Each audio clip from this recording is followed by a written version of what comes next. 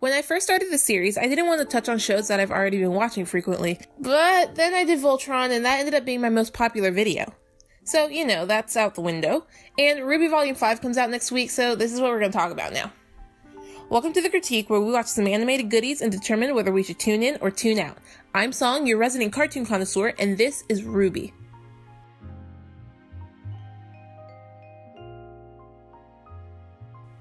RWBY is an animated web series created by the late Monty Oum, written by Miles Luna and Carrie Shawcross, and produced by Rooster Teeth.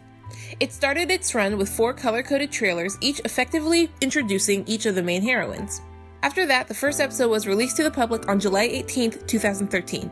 Since then, there has been a volume released every year, though there was a bit of a longer wait between volumes 2 and 3 following Monty's unfortunate passing.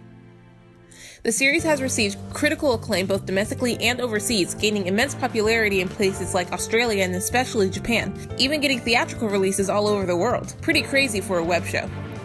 I think by now my opinion on the show is clear, but let's dive into why. There's a point where it tips, there's a point where it breaks, there's a point where it bends, and a point we just can't take anymore. I said it in my very first video, but I prefer it when a show's opening credits feature a theme song that remains throughout a series run, while also changing up the visuals between seasons. RWBY is an exception to this. The theme song and visual sequence changes completely between seasons, much like in Japanese anime, but each song can be put together to tell a story.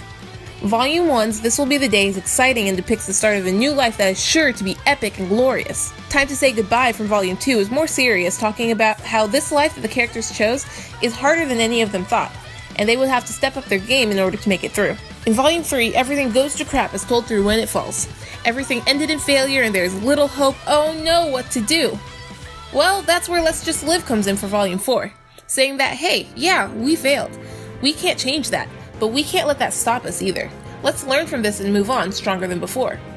As for visuals, it's pretty standard, but it fits the music and tone of any given season really well, and it hides a lot of secrets that one might not notice until sometimes even a whole season later. RWBY uses an animation style that is unique for the genre, opting for cel-shaded, toon-like 3D graphics. This was seen as a new gateway for possibilities in the animation industry by some critics, even if the animation itself had some kinks to work out. Look, the show's great, but even I have to admit Volume 1, especially now that I'm rewatching it, looks and sounds painful. The animation was different from the machinima that Rooster Teeth used for Red vs. Blue, so sometimes things would look wonky, especially around the feet areas. Fortunately, it got much better over time, and the choreography for action scenes were always the best. By the time Rooster Teeth got to Volume 4, they had switched animation software completely, and nowadays it looks spectacular. The vibrant colors and diverse scenes are pleasing to the eyes, and the action scenes are more fluid than ever, which makes it all the more exciting. This is only added upon by the musical cues, which honestly I think are the best among any cartoon I watch. Character themes are mixed and matched to fit the situation, and action is usually joined by lyrics that can tell an underlying story that you might miss your first time through. My favorite example of this being I'm the One from Volume 3 and the scene it's used at. Of course, such praise cannot be given to the sound design, even to this day. Now, I'm no audio expert, but I'm pretty sure that I'm not supposed to have to turn my volume up and down throughout an episode just to keep it at a stable level. Serious, dramatic scenes get really quiet, and epic action scenes get very loud, and those happen suddenly, so I always find myself scrambling for the remote or mouse to save my ears from pain. As for the voice acting, it's a bit rough Season 1, with everyone not quite used to the roles yet, but as time goes on, everything solidifies and each character gets their own distinct timbre, which I think is pretty impressive for most of the VAs not being VAs at all. Most characters are played by Rooster Teeth employees, while there are a select few played by professionals like Shannon McCormick, Yuri Lowenthal, and Vic Mignogna, which I find to be pretty neat. The plot of RWBY is admittedly pretty standard. There's a combat school that these characters go to learn how to hunt down and fight monsters in order to protect the people of their planet. However, a powerful evil looms in the shadows, setting plans into motion that will change the course of the whole world. This kind of thing has been done before, sure, but the way it's told through character development and world building makes it refreshing and engaging. Speaking of world building, if there's anything that RWBY does right, it's lore. The creators really thought out the rules for the world of Remnant, and they have created a cohesive universe that is relatively easy to understand. Of course, the program isn't immune to continuity errors, but those are few and far between.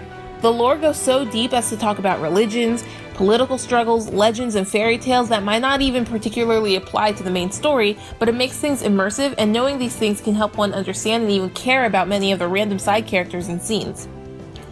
Unfortunately, this is not all found in the show. A bulk of the lore is done in little mini episodes of RWBY called The World of Remnant that takes the place of the main series while it takes a break for a week. That's fine, but when you get things like the manga, which is a separate yet canon story, and the game Grim Eclipse, which tells yet another story and is also canon, it's a little obnoxious. Of course, you don't need to pay attention to these little side things to understand what's going on, but it's nice to know to have a deeper understanding and investment. All of the characters are interesting and unique, and though many of them do fit into an archetype, it goes deeper and the development pushes those tropes into something new. My favorite example is Weiss, starting off as a snobby rich girl, but dropping that within a few episodes after some quick but effective development. Furthermore, every character is based off of a character from a story, legend, or fairy tale, and it's a lot of fun finding out who each person represents.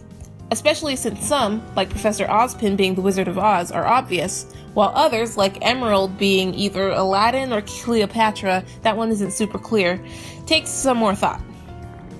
The main characters are the girls that make up Team RWBY. Ruby Rose, the main character.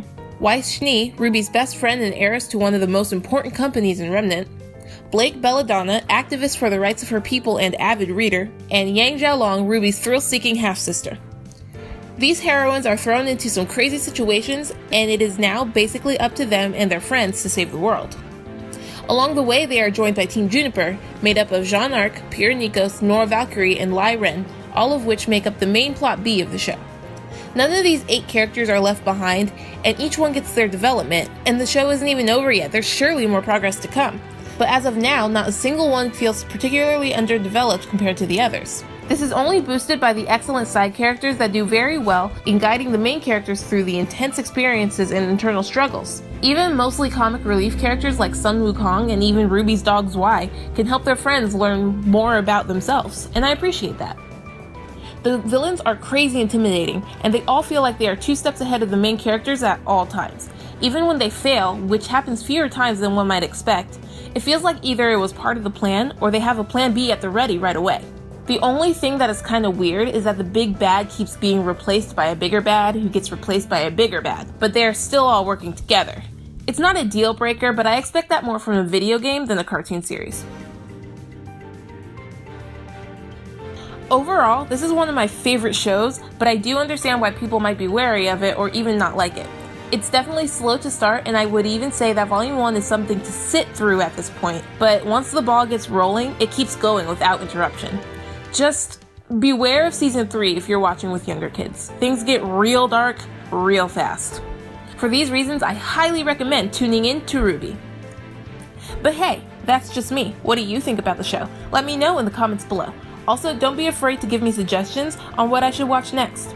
If you like this video, please leave a like and help me get to 100 subs by subscribing and sharing with your friends, and follow me on Twitter to keep up to date on videos and events. In fact, I want to give a special shout out to everyone who marathoned RWBY with me this past weekend as I prepped for the review. If you want to join me in watch-alongs, subscribe or follow me on Twitter at Connoisseur so you don't miss the notifications. Now, I'm gonna go have a good time today, and I hope you do too. Thanks for watching.